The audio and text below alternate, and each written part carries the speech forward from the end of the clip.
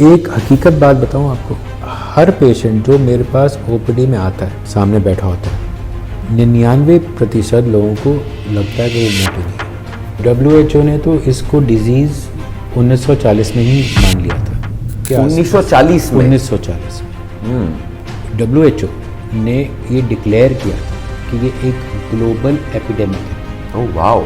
मोटापा now has become not a global epidemic, now is a pandemic. जिन लड़कियों की शादी होने वाली होती है वो वेट लॉस के के लिए लिए बलून डलवाते हैं। ऐसे आपके पास काफी केसेस हैं? बहुत है। मेल के अंदर फीमेल हार्मोन आ जाता है। अ पर्सन जिनका इंडियन सिनेरियो में obesity is a pear shape obesity, जिसका टमी ज़्यादा है, उसमें मोर्टेलिटी रेट ज़्यादा है। बट आपको सामने रखी हुई चीज़ इतनी अच्छी लग रही है, वो गुलाब जामुन इतना अच्छा लग रहा है या जलेबी रबड़ी इतनी अच्छी लग रही है कि आप सोचते हैं यार एक बाइट से कुछ नहीं होने। डायबिटीज़ होने के लिए 5 मेन हार्मोन होते हैं जो काम आते हैं, ghrelin, PYY, C peptide, GLP-1 and जो हम सबको पता है इंसुलिन। बट बाकी 4 हार्मोन नहीं पता। मगर BMI कैलकुलेट कैसे होता है? आपको लगता है ओबेसिटी से लिंक्ड है ये? 101%। और जेनेटिक्स तब जा रहा है? आप अब देख लीजिए, चाइल्डहुड ओबेसिटी 40% स्कूल के बच्चे आप उठा के देख लीजिए।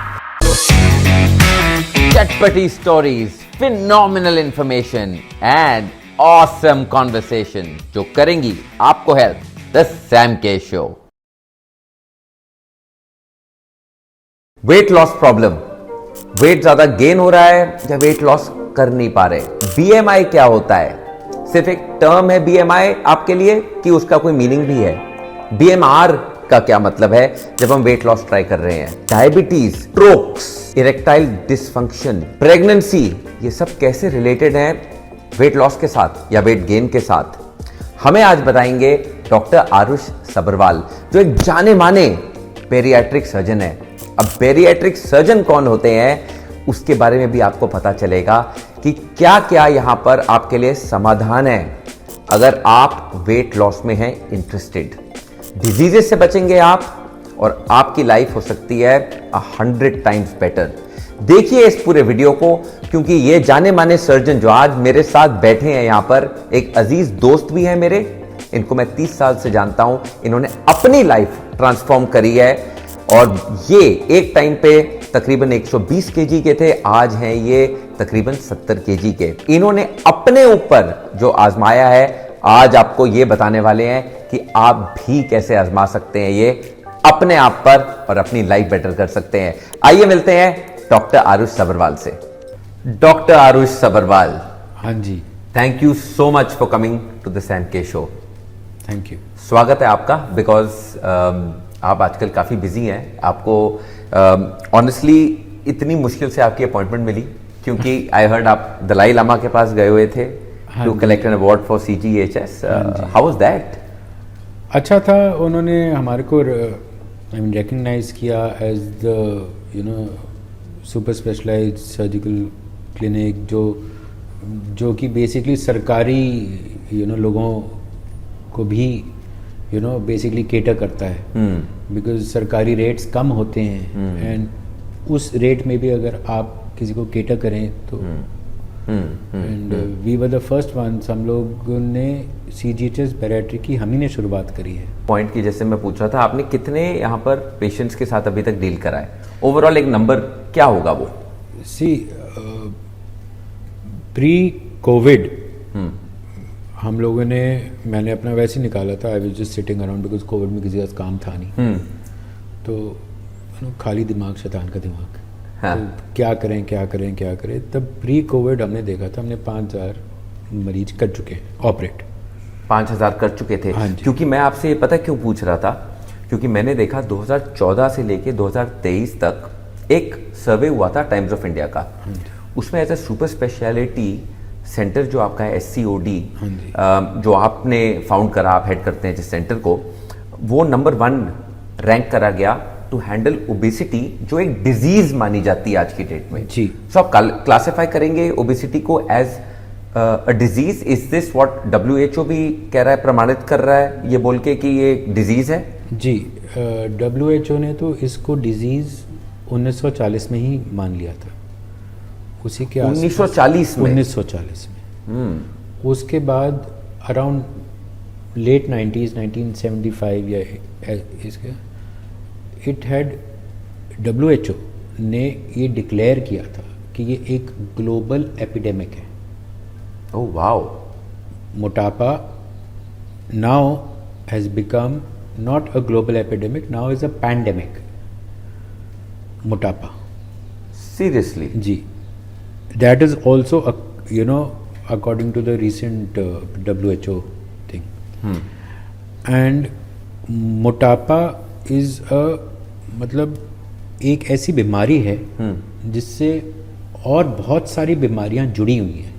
ये लेके आता है और काफी बीमारियां अपने साथ। आई थिंक आपसे बड़ा कोई एग्जाम्पल है नहीं, और मैं स्क्रीन पे एक्चुअली लगाना भी चाहूँगा देन एंड नाउ फोटो आपकी अपनी की कि मैं आपको अब तकरीबन 30 साल से जानता हूँ। हाँ जी। इससे पहले कि आप डॉक्टर भी बने थे। हाँ जी। राइट। और जब मैं वो लेके चलता हूँ, वो जो आरुष सबरवाल थे उस समय और अब जो डॉक्टर आरुष सबरवाल हैं, दोनों में ज़मीन आसमान का फ़र्क है। आपने जो ये ट्रांसफॉर्मेशन करी है वो मुझे बहुत इंस्पायर करी है। I am thank you. मतलब एंड आई थिंक हमारी जनता को भी ये समझ आना चाहिए कि अगर कोई यहाँ पर बात कर रहा है कि वेट एक प्रॉब्लम है और वेट लॉस एक सोल्यूशन है बहुत चीज़ों के लिए जो हम आज बात करेंगे, तो I think proof is in the pudding, English में जैसे कहते हैं। हाँ जी। आपने करके दिखाया है और लोग भी जानना चाहते हैं। यहाँ पर जो हमारे कमेंट सेक्शन में आए हैं हमें बहुत कमेंट्स, वो ये है कि क्या क्या डिजीजेस एक्चुअली लिंक्ड हैं ओबेसिटी के साथ, वहां से शुरुआत करते हैं। ऐसी कोई डिजीज नहीं जो मोटापे के साथ लिंक नहीं। शुगर बीपी तो हर एक को पता ही होता है। कराटे मारना, इसको ऑब्स्ट्रक्टिव स्लीप एपनिया कहते हैं। और स्लीप एपनिया काफ़ी, और स्लीप एपनिया बहुत ही, and it is very dangerous. आप सोते सोते आपकी सांस बंद होकर आप मर सकते हैं अगर आप देखें। स्टडीज़ कहती हैं, मतलब हम लोग तो रोज़ देखते हैं, but studies also show that sleep apnoea, female infertility. आजकल इतने लोग, बिकॉज यंगर जनरेशन इज के थोड़ा डिलेड प्रेगनेंसी होती हैं, they want a child after settling down, and then after marriage they have a tendency to gain weight, and generally basal metabolic rate जो है वो स्लो हो जाता है 40 के बाद। तो अगर आपकी प्रेगनेंसी 40 के बाद है, all the more reason you are already have a slower BMR, आपका वेट लॉस थोड़ा मुश्किल होता है। You have to work I mean double और ट्रिपल द टाइम। BMR की बात करेंगे हम अभी इसके बाद। ये PCOS हो गई, फीमेल इनफर्टिलिटी। मतलब बेसिकली इसको भाजपन कहते हैं, मतलब हिंदी में भाजपन। सही बात है। So and male infertility, erectile dysfunctions, ये भी रिलेटेड है। ये भी रिलेटेड है आपका। आजकल जो बच्चे नहीं हो रहे, लोग सब IVF सेंटर्स में जा रहे हैं जी, तो वो रूट कॉज आप कह रहे हैं majority of the time obesity हो सकता है। ओबेसिटी, बिकॉज मोटिलिटी रेट कम हो जाता है। मोटिलिटी रेट कम हो जाता है। आपका जो मेल हार्मोन होता है टेस्टोस्टेरोन, हाँ जी, वो आपके चर्बी के अंदर, शरीर की चर्बी के अंदर वो ईस्ट्रोजन में कन्वर्ट हो जाता है, जो कि फीमेल हार्मोन होता है। मेल के अंदर फीमेल हार्मोन आ जाता है, तो वो कन्वर्ट हो जाता है। From testosterone it gets converted to oestrogen. ये बायोलॉजिकली आई एम श्योर कोई ज़्यादा हेल्दी सिनेरियो नहीं हो सकता, सुनने में तो नहीं लग रहा। नहीं हेल्दी नहीं। फिर उसके अलावा आपको मतलब पैरों में वेरिकोज वेन्स हो जाती हैं, गाउट हो जाता है, घुटने खराब हो जाते हैं, पीठ में दर्द हो जाती है। ये सब जो आए दिन हम देखते हैं। हार्ट के साथ कोई हार्ट के साथ मतलब आपको हार्ट अटैक के चांस ज़्यादा हैं। अ पर्सन जिनका इंडियन सिनेरियो में obesity is a pear shape obesity, जिसका टमी ज़्यादा है, उसमें मोर्टेलिटी रेट ज़्यादा है okay when you compare to the truncal obesity जो ओवरऑल मोटा है। सो बाहर आप देखेंगे अमेरिका और इन तरफ वहाँ पे ओवरऑल मोटापा ज़्यादा है, चौड़ाई भी ज्यादा है, चौड़ाई भी ज़्यादा है, लंबाई भी ज़्यादा है, सब कुछ ज़्यादा है। हमारे यहाँ पे पेयर शेप्ड है, ठीक है, बब्बू गोशे की तरह, बिल्कुल। जो ऊपर से पतले हैं नीचे से मोटे हैं। बहुत बड़ी बात कर रहे हैं, बिल्कुल आप सही कह रहे हैं। और वो डेंजरस ज्यादा है, वो ज़्यादा डेंजरस है। जो पेयर शेप ओबेसिटी है, जो वो बब्बू गोशे की तरह है, वो ज़्यादा डेंजरस है, वो ज़्यादा खतरनाक है। जिसको और पुराने जमाने में हेल्दी बोला जाता था। जी जी। देखिए ओबेसिटी की बात होती है, अब ओबेसिटी को हम कैसे हैंडल करें? ये एक हार्मोनल प्रॉब्लम है कि ये एक प्रॉब्लम है जो सेल्फ इन्फ्लिक्टेड है, ये हम अपने ऊपर जुर्म ढा रहे हैं, या तो ज्यादा खाना खा के या ना एक्सरसाइज करके। इसके जहां तक एज ए लेमैन मैं लेके चलता हूं, मेरे को दो ही नजरिए दिखते हैं। सो आपको लगता है ये दोनों वैलिड है कि एक ज्यादा वैलिड है? नहीं, देखो ऐसा है कि ओबेसिटी है ना, इसकी एक डेफिनेशन है। It is defined as a metabolic disorder. I am sorry, मैं इंग्लिश में बोल रहा हूँ, बट ये एक मेटाबॉलिक डिसऑर्डर है जो कि या तो ओवर कंजम्पशन या under utilisation of the caloric substrate. इसका मतलब ये हुआ, या तो आपका खाना ज़्यादा है या आप उतना एक्सरसाइज नहीं कर रहे जितना आप खाना खा रहे हैं, क्योंकि उससे आपका बर्न नहीं हो रहा। नहीं, मैं भाई it is a very old saying that obesity does not run in the family. Only problem is that there is nobody running in the family. सही कह रहे हैं। और क्या क्या हमें इश्यूज आपको लगता है? Hormonal cancers, hormonal cancers. आप आजकल लेटेस्ट आप स्टडी उठा के देखें कि hormonal based cancer, specifically breast cancer जैसे लेडीज़ में, या प्रोस्टेट कैंसर मैन में, बिकॉज ये दो सबसे कॉमन कैंसर्स हैं, breast cancer in women and prostate cancer in main. Hormonal based cancer में रेकरेंस भी मोटे लोगों में ज़्यादा है। अगर आपने ब्रेस्ट कैंसर डायग्नोज हुआ एंड यू आर बिग, आपने ब्रेस्ट कैंसर ऑपरेट करवा लिया, उसके बाद आपने अपना मोटापे का कुछ नहीं किया, तो वो दोबारा हो सकता है। Oh, so it can flare up. So breast cancer या हार्मोनल कैंसर के रेकरेंस रेट्स भी आपका ज़्यादा होते हैं। आपके पास डॉक लोग जो आते हैं कंप्लेन करते हैं और being body shamed? lot of them are depressed. Lot of them. I mean, this is something which, I mean, I believe कि हम तो स्कूल से ही देखते होते थे, you know. I was a sports captain at that particular time, but so I was not, because मेरे पास तो ऐसा कुछ खास बॉडी वेट था नहीं। बट इन आवर स्कूल, हमारे स्कूल में कितने ऐसे मोटे लोग थे जो जिनको बॉडी शेमिंग करते थे। आपने करी हो या ना करी हो, मैंने तो कभी नहीं करी, because I had in my family only who were big, and I always wanted to protect them, because I know what it takes कि दिमाग के साइकोलॉजी में क्या असर पड़ता है।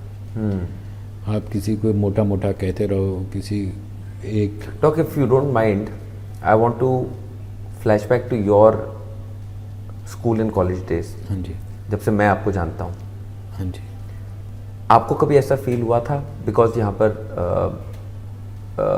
आई would like everyone to, if you are comfortable in talking about it obviously, कि जब आप ओवरवेट थे, आपका वेट क्या था उस समय एट योर पीक?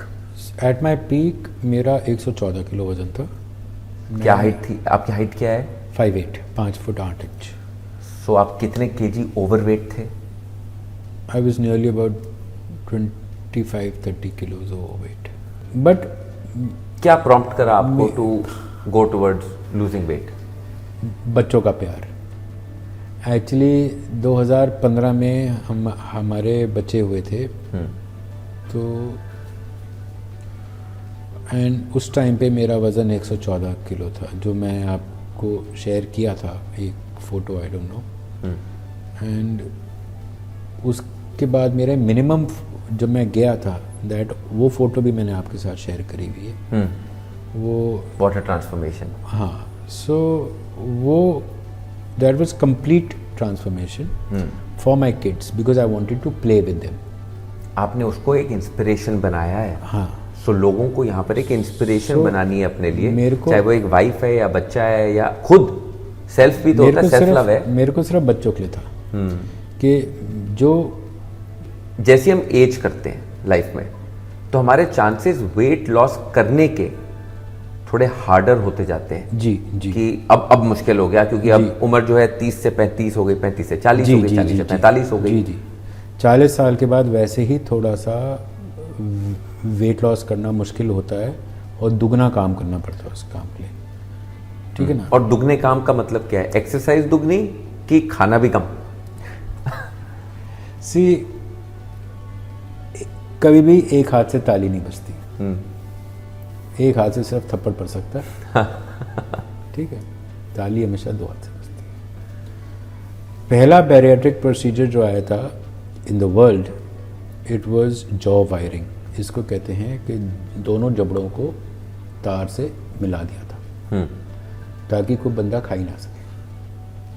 आप बात समझो, रूट कॉज इज दिस। सिर्फ स्वाद का खेल है, अगर हिंदी भाषा में समझाया जाए, सिर्फ स्वाद का खेल।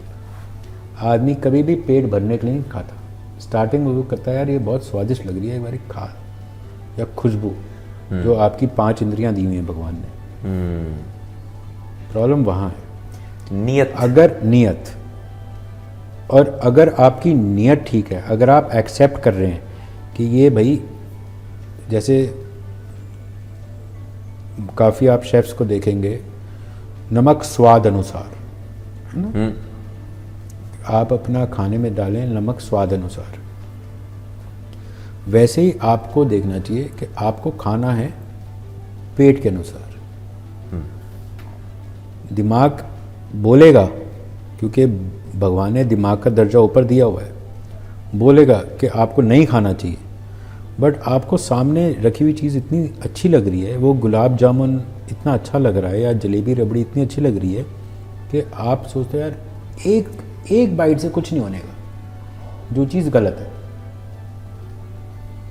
आपको पता होना चाहिए आपको स्टॉप कहाँ करना है, where you have to draw a line, when to say no. और ये एक पर्सनल हमें अपना विल पावर बनाना पड़ेगा।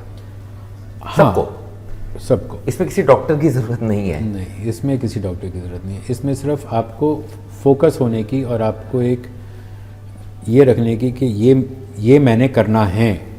अगर मैंने ये करना है तो मैंने फिर अपना विल पावर उस हिसाब से बढ़ाना।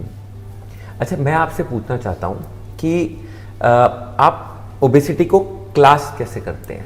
इसमें मैंने सुना है, हमारी रिसर्च टीम लेके आई थी इसमें, हम तो डॉक्टर्स हैं नहीं, क्लासेस हैं मैंने सुना है। कैन यू जस्ट इलेबोरेट की विच क्लासेस? सी ये क्लासेस जो होती है वो एक आपका नॉर्मल वेट होता है। जो normal weight is classified as less than 24.9 BMI। 25 and above is overweight. Okay, up till 29.9। 29.9 के बाद क्लास 1 शुरू हो जाता है, and then it goes from 29.9 to 34.9। 34.9 sorry 35 से 39.9 is class 2। Class 3 is more than 40, which is also known as morbid obesity. And then there is a term coined as super obesity. Obesity. Which is more than 50. Okay. BMI. अब BMI समझना बहुत जरूरी है। मैं आपके पास हर आदमी BMI कह रहा है, तो BMI है क्या? मैं बताता हूँ सर आपको BMI क्या है। मैं बताता हूँ। I'll tell you, मैं आपको ये BMI पे क्यों और बात करना चाहता हूँ फुल डिटेल के अंदर, क्योंकि हर बार मैंने ज़िंदगी में जब भी जिम ज्वाइन करा, उन्होंने जी मुझे एक मशीन पे खड़ा कर दिया। मैं उस मशीन पे खड़ा हुआ, उन्होंने एक BMI की पर्ची निकाली, उन्होंने बोला सर आपका BMI ये है। तो मैंने बोला ओके। अब BMI तो मुझे बता दिया उन्होंने, अब ना मुझे कैलकुलेशन का मतलब, ना मुझे रेंज पता, ना मुझे ये पता कि मेरे हाइट के मुताबिक अच्छा है कि बुरा है, और ना जो वो बंदा मुझे बता रहा है एक जिम में जाके कि उसको पता है कि BMI का इम्पैक्ट मेरे पे क्या होगा। सो आपसे बड़ा रॉ क्वेश्चन है ये, मगर बीएमआई कैलकुलेट कैसे होता है? बीएमआई एक रेशो होता है जिसको बॉडी मास इंडेक्स, जो इसका फुल फॉर्म है, ओके, तो वो एक रेशो होता है। It is weight in kilograms. उदाहरण के तौर से मैं आपको बताता हूँ, मेरा वजन आज की डेट में 76 kgs है। मेरा हाइट जो है वो 172 अप्रोक्सीमेटली है सेंटीमीटर में। तो इसको मीटर में आप कन्वर्ट करेंगे तो 1.7 आ जाएगा। ओके, सो 1.7 का होल स्क्वायर करके weight in kilogram over 1.7 whole square, वो आपका एक आ जाता है। ठीक है, बीएमआई। ये बहुत आसानी से आप घर पे बैठ के भी कैलकुलेट कर सकते हैं। नहीं हो तो आप हमारी वेबसाइट पे भी जाके आप कैलकुलेट, वहाँ पे बीएमआई कैलकुलेटर है। ओके, सिंपल कहानी है, बीएमआई कैलकुलेटर उपलब्ध है इजीली, किसी को कहीं पे कुछ भी नहीं करना। ओके, सिर्फ एक कैलकुलेशन आप अपने फ़ोन पे भी कर सकते हैं। ठीक है। सो लेट से हम आपका उदाहरण ले रहे थे, आपने अपना बताया कि आपके 172 सेंटीमीटर की अगर हाइट है और आपका वेट 76 है, तो इससे हमें क्या निकलता है? इससे आपका बीएमआई करीब 25 के आसपास आता है। ओके, ये कैसे? ये आपने जो बताया था वो फॉर्मूला के अकॉर्डिंग कैलकुलेट होता है। अब अगर आपका 25 है तो that means you are on the overweight side. Okay, you know, तो लेथार्जिक। बीएमआई में रेंजेस हैं 2-3 टाइप की, कि कब आप अंडरवेट हैं, कब आप नॉर्मल हैं, और कब आप ओवरवेट हैं। जैसे कि मैंने आपको बताया कि 19.9 to 24.9 is a normal weight. Okay, that is the good range. 19.9 से 24.9 से 24, और 19.9 से आप अगर कम जा रहे दैट हैं इज अंडरवेट, फिर आप अंडरवेट हो गए, तो आपको गेन करना भी चाहिए। और 24.9 के आप ऊपर जा रहे हैं तो आप ओवरवेट हो। तो आप ओवरवेट हैं, तो अप आपको टिल 29.9 अप टिल 29.9 आप बस ओवरवेट हैं, ओबीस नहीं है अभी। ओबीस है 29.9 के बाद। हाँ जी, विच इज क्लास 1 ओबेसिटी। ओ, उसको हम क्लास 1 ओबेसिटी कहेंगे। ऑल राइट, फिर क्लास 2 ओबेसिटी क्या होगी? From 35 to 39.9। Okay, so BMI के ही मुताबिक हम क्लास वाइज ओबेसिटी को जज कर सकते हैं। राइट। हम अगर आप बोलते हैं कि हम क्लास 1 ओबेसिटी में गए हैं, हम काइंड ऑफ डेंजर जोन में चले गए हैं। हाँ जी, you know, not kind of, you are in danger zone. Okay, so because अगर आप देखें, जो हम तो हिंदुस्तान में हैं and we are talking just for our Indian people. हाँ जी, तो हमारे यहाँ पे जो मोटापे से रिलेटेड जो बीमारियाँ होती हैं, जैसे मैंने आपको पहले समझाया, वो सब लोअर वेट में हो रही हैं। So that means class 1 obesity में आपको शुगर हो रही है। Oh, so that is the time you require treatment. Why you want to wait कि अगर आपका HbA1c ग्लाइकोसिलेटेड हीमोग्लोबिन जो 3 महीने का शुगर कंट्रोल बताता है, अगर वो 7 से ऊपर है, हम लोगों ने तो मतलब 15-16 HbA1c भी ऑपरेट किया हुआ है। 550-600 हमारे पास हैं जिनका फास्टिंग शुगर 550-600 रहती थी। आपकी प्रॉब्लम 30 BMI से ऊपर शुरू है, उसके बाद it will only get worsened, the situation will only get worsened. Doc, आपने ऑफ एयर भी थोड़ी बातें करी थी और फिर हमने अभी थोड़ी सी बातें करी हैं। मैं सिग्निफिकेंस जानना चाहता हूँ 3-4 चीज़ों की इसमें। सबसे पहले तो एस्ट्रोजन, जिसकी आपने बात करी है थोड़ी सी, मगर थोड़ी और अब करना चाहूँगा मैं आपसे। फिर लेप्टिन के बारे में बात करना चाहता हूँ, उसके बाद इंसुलिन एंड ग्रेलिन, ये सारे हॉर्मोन्स हैं जी। थोड़ा थोड़ा इन पे आप इलेबोरेट करेंगे, बिकॉज ये बहुत इंपॉर्टेंट है for our topic today on obesity. Okay, so ghrelin जो एक हार्मोन है, ये एक प्राइम हार्मोन है, जो इसके 3-4 काम होते हैं बेसिकली। सबसे एक काम होता है, ये BMR बेसल मेटाबॉलिक रेट को स्लो कर देता है। ठीक, जिसको हम मेटाबॉलिज्म बोलते हैं। जिसको हम मेटाबॉलिज्म कहते हैं, करेक्ट। दूसरा काम होता है, it makes you feel hungry. तीसरा काम होता है, ये पैंक्रियाज पर असर करता है जिससे कि डायबिटीज़ होती है। ओ, डायबिटीज़ होने के लिए 5 मेन हार्मोन होते हैं जो काम आते हैं। Ghrelin, PYY, C peptide, GLP-1 and जो हम सबको पता है इंसुलिन। करेक्ट, इंसुलिन सबको ही पता है। बट बाकी 4 हार्मोन नहीं पता। उनकी अहमियत? उनकी अहमियत यह है क्योंकि सारी काम ही ग्रेलिन से ही शुरुआत है। अगर ग्रेलिन ठीक काम करे, अगर आपको भूख ज़्यादा ना लगे, अगर आपको सेंस ऑफ फुलनेस आ जाए, अगर आपका लेप्टिन काम कर रहा है, leptin is giving you sense of fullness. Right, so ghrelin और लेप्टिन ग्रेलिन भाई भाई नहीं है, ऑपोजिट है। हाँ, ग्रेलिन बढ़ जाता है, मतलब हंगर को बढ़ा देता है, और अब लेप्टिन आपको हंगर दे देता है। तो लेप्टिन की मात्रा कम हो जाती है, ग्रेलिन की बढ़ जाती है। तो ग्रेलिन को सेटिस्फाई कैसे करें? हाँ, अब ग्रेलिन है पेट का, स्टमक जो होता है हमारा, ये मुंह के बाद खाने की नली, इसके बाद पेट के बाद आंतें शुरू हो जाती है। सो पेट का एक पार्ट होता है, फंडस कहते हैं उसको।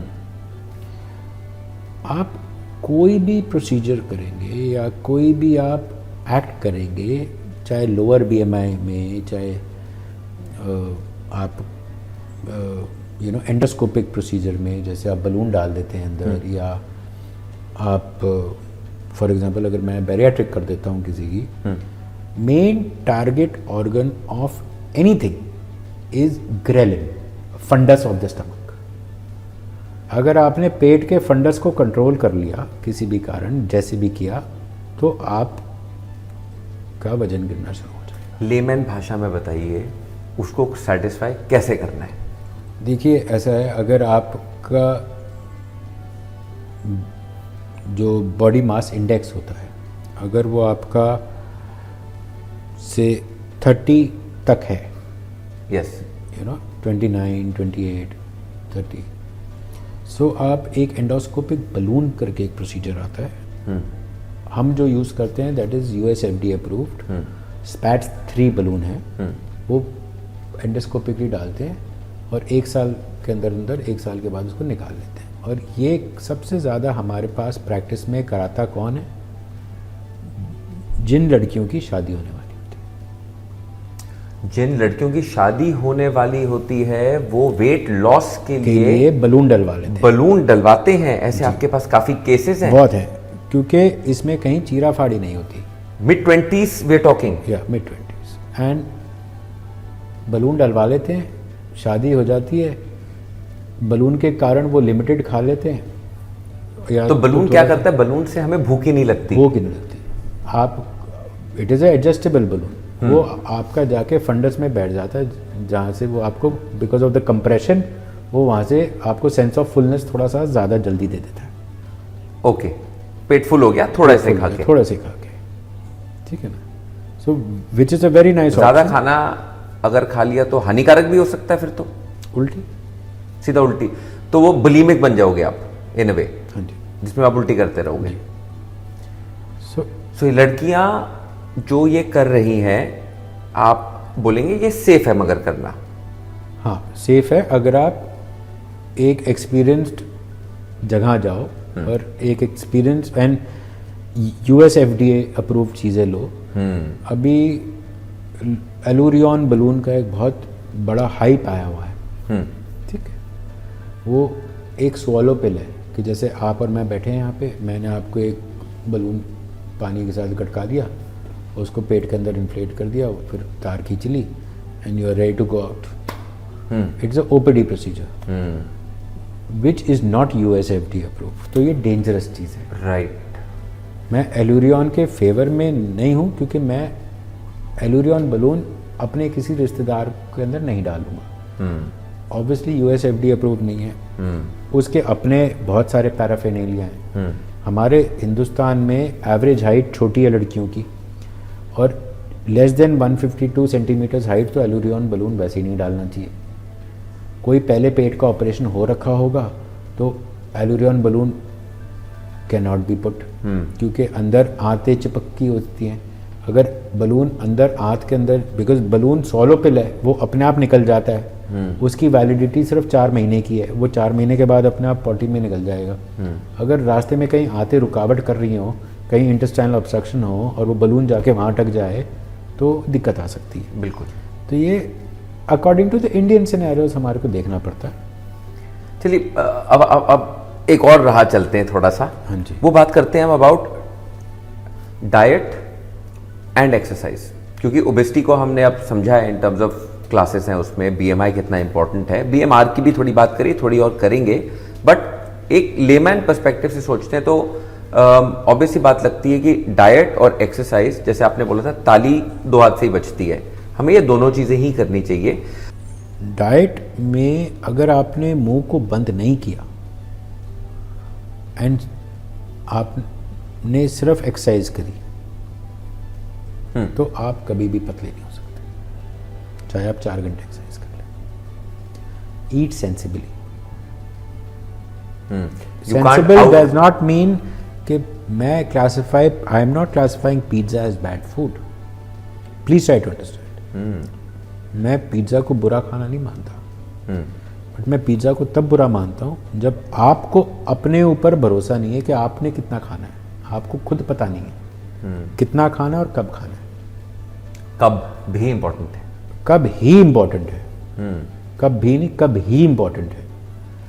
अगर आप पिज्जा डिनर में खा रहे हैं तो आपसे मतलब it is, I am sorry but you are not right. Yes.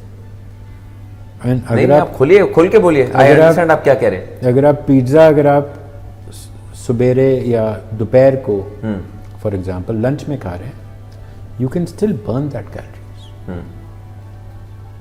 ठीक है। वाटर मेलन, जिसको हम हिंदी में तरबूज कहते हैं, जो हिंदुस्तान के 90% लोग जो हैं उसको पानी मानते हैं, उसका ग्लाइसीमिक इंडेक्स एक आम से भी ज़्यादा खतरनाक है। इसको आप ग्लाइसीमिक इंडेक्स का आपको कनक के साथ थोड़ा सा मगर शुगर की बात कर रहे हैं बेसिकली।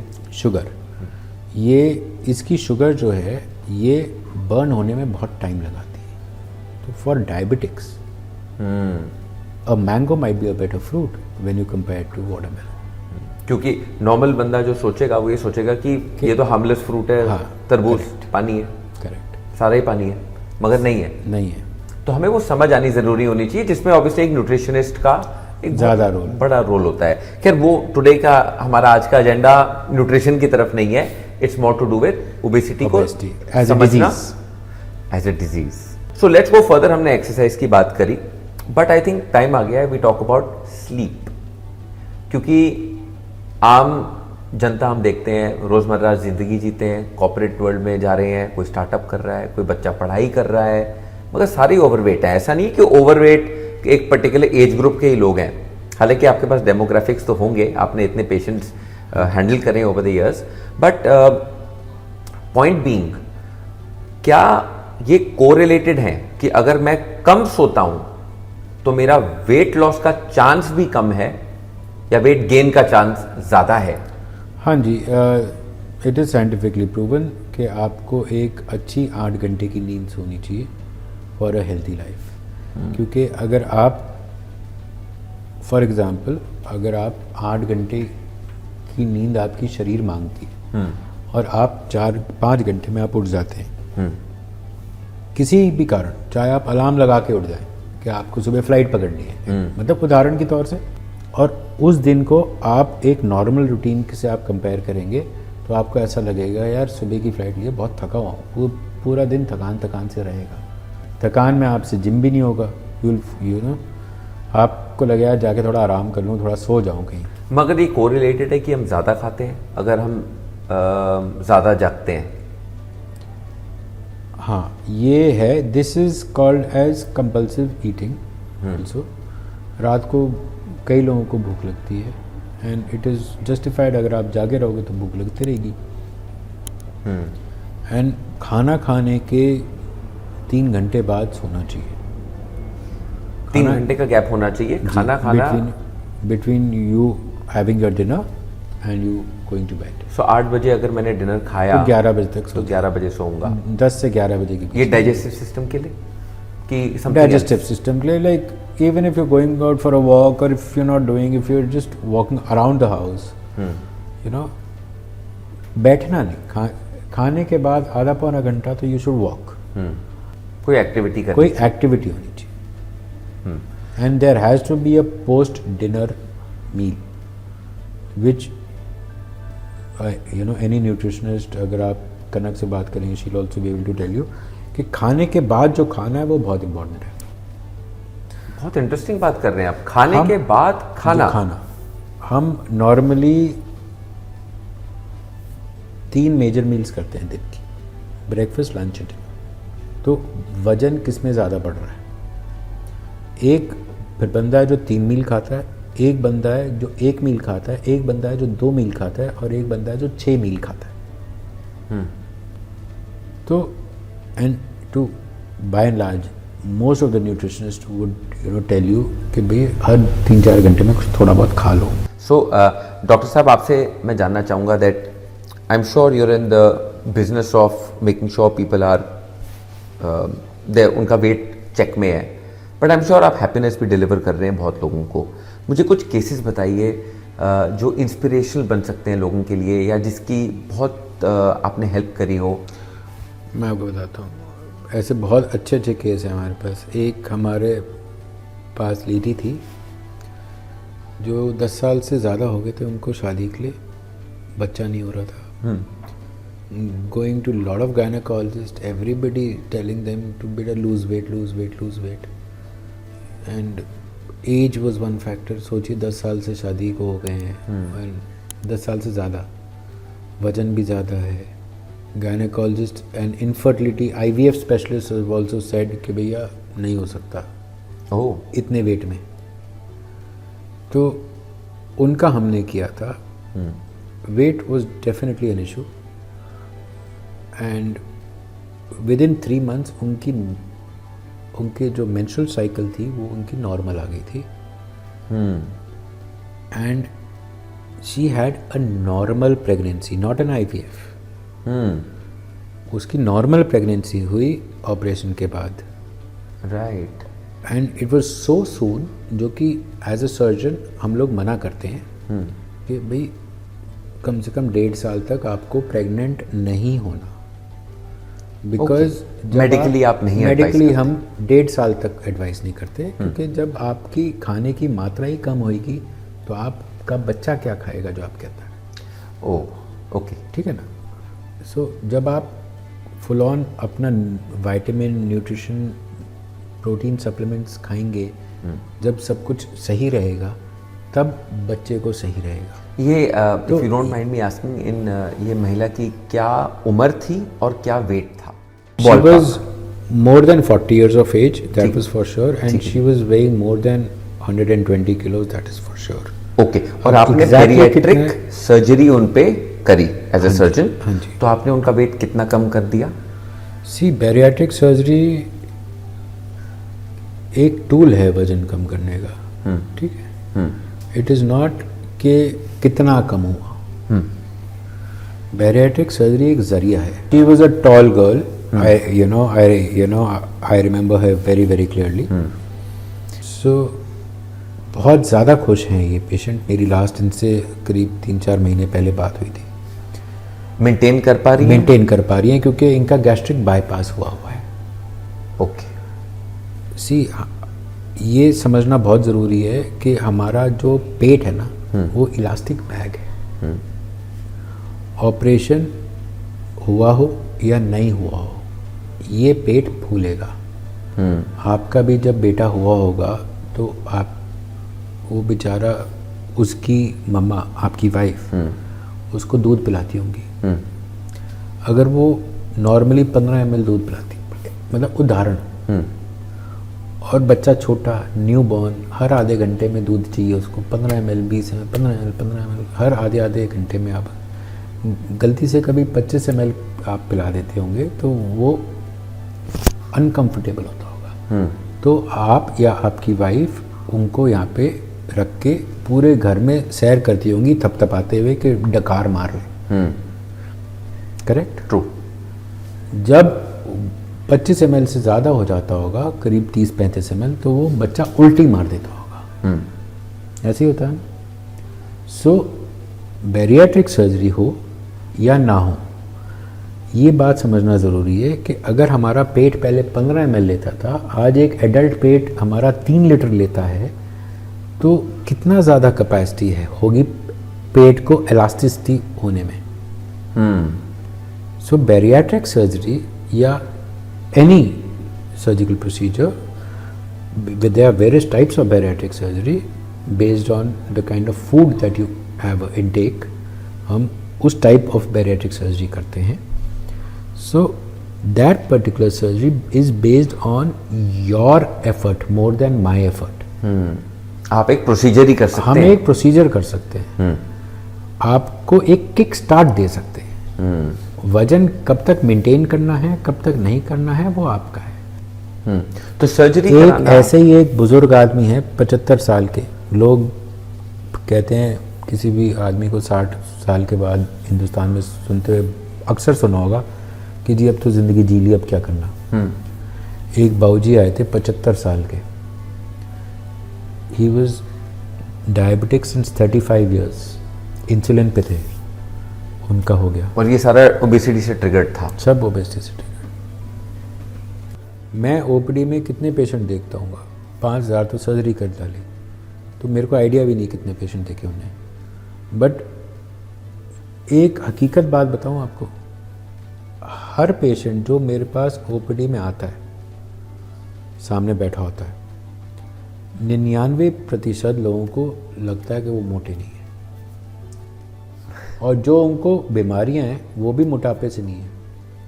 आप उनसे पूछो शुगर है, हाँ थोड़ी बहुत ही रहती है, गोली खा लेते हैं, ठीक है। खराटे हैं, कभी कभी मारते हैं, कभी नहीं मारते हैं। नींद ठीक आ जाती है, रात को सोते समय तो नहीं उठते, थोड़ा बहुत उठते हैं बट ठीक है, मतलब हर चीज़ में ठीक है। उनको ये एहसास ही नहीं है कि ये सब मोटापे के वजह से। तो एक समझना बीमारी, आपको हार्ट अटैक समझ में आता है जब आप टक टक टक टक टक टक टक, तो ये क्यों नहीं समझ में आ रहा कि ये हार्ट अटैक को लीड कर रहा है। आपको शुगर समझ में आ रही है कि शुगर एक ऐसी बीमारी है जो सर से लेकर पैर तक हर चीज़ में खराब कर दे। ये क्यों नहीं समझ में आ रहा कि शुगर मोटापे की वजह से हो रही है। और अगर मोटापा ठीक करोगे, शुगर खत्म हो सकती है। आपको इंसुलिन पे हमने लोगों को ऑपरेट किया हुआ है, जो इंसुलिन मतलब लगाते थे, आप मैं आज वो एक गोली भी नहीं ले रहे। मतलब it's so much of a solution है। अब आजकल सेमाग्लूटाइड करके एक आई है, मतलब हिंदुस्तान में अभी तो आपके इंजेक्शन आए हैं उसके, तो बट गोलियां भी आ जाएंगी, गोलियां भी आई हुई हैं उसकी। So that is a very good tool for weight loss. और किस वर्ग के लोग हैं ये? सो नॉर्मली क्या होता है, लोग ये सोचते हैं कि जितने आप वेल्दी हैं उतने आप शायद ज़्यादा और मोटे होंगे, बिकॉज आपके पास खाने की कमी नहीं है। मगर मैंने नोटिस करा है, करेक्ट मी अगर मैं गलत कह रहा हूं, कि ये क्लासलेस है। आपका तजुर्बा क्या कहता है? देखिए मतलब अमीर आदमी के पास तो फिर शायद खाने पीने के ऑप्शन हैं, but when it comes to lower class and middle class, उनमें ऑप्शंस कम हैं। आप देखिएगा, आपका ऐसा कोई फेस्टिवल नहीं है जहाँ पे आप पूड़ी आलू ना बनाएं। हलवा ऐसा, मतलब आजकल वेस्टर्नाइजेशन इतनी हो गई है कि हर लोअर क्लास है या तो एवरेज मिडिल क्लास या these guys wants to show. Yes, आज शोबिज चल रहा है। हाँ भाई, मेरे हाथ में मैकडॉनल्ड्स का बर्गर है जो 30 रुपए का मिलता है, आलू टिक्की बर्गर, आलू टिक्की बर्गर, अब आप देख लीजिए, एक तो आलू, ऊपर से टिक्की तली हुई, ऊपर से बर्गर, और फिर सॉसें भी अंदर, और फिर बिना सॉस का तो फिर मज़ा नहीं आता। ऑल्दो उसमें हरी चटनी डली होती है, फिर केचप के साथ खाते हैं। तो फिर देख लीजिए आप। तो अवेलेबिलिटी हर वर्ग में है। इसका ईटिंग टाइम भी आप कभी मॉनिटर करिए। It is not about eating aloo tikki burger, it is about what time are you eating. अक्सर आप लोग देखते होंगे कि गए हैं, मतलब ठीक है, मूवी हॉल में, वहाँ पे कुछ नहीं मिला तो बर्गर खा के आ गए। और मूवी कब जाते हैं? शाम को या रात को। सुबेरे आप फर्स्ट डे सुबह 8 बजे का शो तो देखते नहीं होंगे। सही बात है, क्योंकि सब काम पे हैं। बिल्कुल सही कह रहे हैं। तो फिर रिजल्ट आएगा मोटापा, फिर रिजल्ट आएगा। और फिर हम करेंगे निगलेक्ट, बोलेंगे मेरे को तो प्रॉब्लम है ही नहीं। प्रीकॉशियस प्यूबर्टी है। आप देखिए आज की डेट में, अभी रिसेंटली एक अखबार में आया हुआ था कि इंडियन में average height, because of the higher percentage of precocious puberty and precocious childhood obesity, तो average Indian height will also go down, which is shocking. क्योंकि चाइना में और बाकी कंट्रीज में हम देख रहे हैं एवरेज हाइट, सिंगापुर में लोग होते थे काफ़ी शॉर्ट, अब वो हो गए हैं 6 फुट। तो वो पहले 5 फुट 6 इंच एवरेज हाइट थी, अब तकरीबन 5'9", 5'10" चलेगी एवरेज। आप कह रहे हैं इंडिया हिंदुस्तान में अब कम हो जाएगी धीरे धीरे। रीजन ये इनके अखबार कह रहे थे, मतलब 2-3-4 दिन पहले। आपको लगता है ओबेसिटी से लिंक्ड है ये? 101%। और जेनेटिक्स तब जा रहा है। आप अब देख लीजिए, चाइल्डहुड ओबेसिटी 40% स्कूल के बच्चे आप उठा के देख लीजिए, बिकॉज चाइल्डहुड ओबेसिटी। बिल्कुल, उनकी दाढ़ी मूछ जल्दी आ जाती है, उनके प्यूबिक हेयर्स जल्दी आ जाते तो वो ग्रो नहीं करेंगे टॉल फिर। हैं। ग्रो कैसे करें? वंस तो ओबेसिटी बचपन से ही हमारी प्रॉब्लम है एक्चुअली, जिसको हम एड्रेस नहीं करते। और हमें कभी कभी लगता है कि अभी तो बच्चा छोटा है, 10 साल 12 साल 15 का ही तो है, 18 होगा खुद स्मार्ट हो जाएगा। नहीं होता ऐसा। तब तक फिर वो ग्रोथ भी रुक गई है, और अलग अलग हार्मोनल चेंजेस आते हैं, हार्मोनल इम्पैक्ट्स आते हैं। And I love this saying which I tell my wife also, and I tell my kids also to keep reminding themselves, if you love me don't feed me. You know, बच्चा जो भूखा होता है अपना मांग लेगा, पेट खाली ना रखें, थोड़ा बहुत कुछ ना कुछ, चाहे 4 बादाम मुंह में हो, बट खा के रखें। खाने के बीच 2 मेजर मील्स के बीच में 6-8 घंटे का गैप ना हो। थैंक्स डॉक, मतलब मज़ा आ गया। ये कॉन्वर्सेशन को बंद करना पड़ेगा, क्योंकि टाइम कभी तो हम बंद करना ही पड़ेगा वाली कहानी है। हाँ, you know, but otherwise fabulous जो आपने आज बताया, आई थिंक पूरी जनता के लिए मैसिव लर्निंग हुई है कि कैसे एक्सेप्ट करना है, क्या रेमेडीज़ हैं, क्या सॉल्यूशंस हैं यहाँ पर। और मतलब आई थिंक जो हम मैसेज दे रहे हैं टू द ओवरऑल वर्ल्ड कि ओबेसिटी एक डिजीज़ है। And I appreciate your time and thank you for coming so much. Subscribe and notification की घंटी दबाइए और ये अगला शो जरूर देख के जाइए।